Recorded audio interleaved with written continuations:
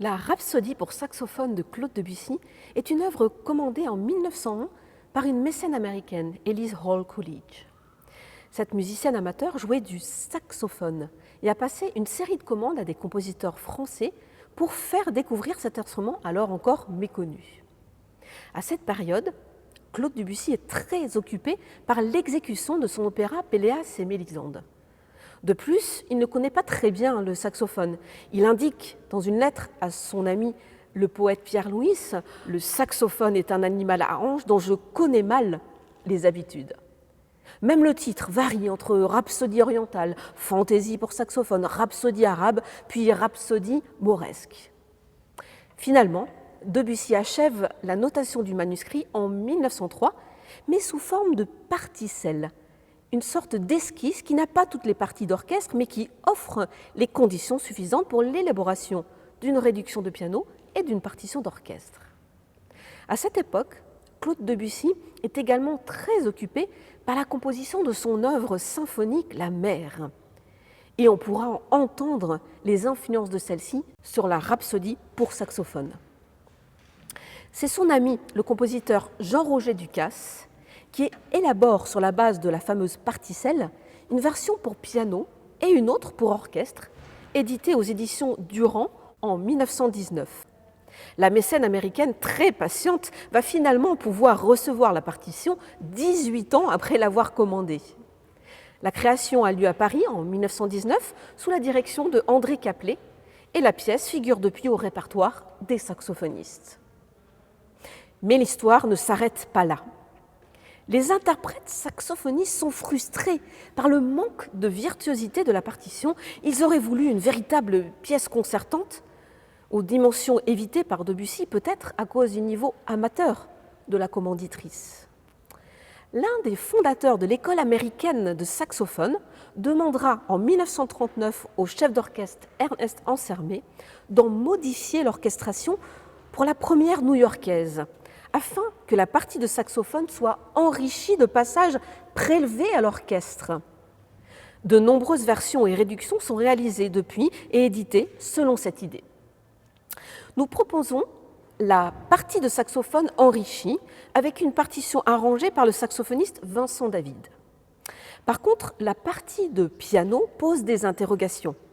Nous l'avons comparée à différentes propositions de Durand, qui est une copie de l'autographe, et Henley. La pianiste Karine Zarifian, forte de son expérience d'arrangement de pièces pour orchestre au piano, en propose une synthèse à laquelle elle rajoute sa touche personnelle pour être au plus proche des couleurs et des textures de l'orchestration de Claude Debussy.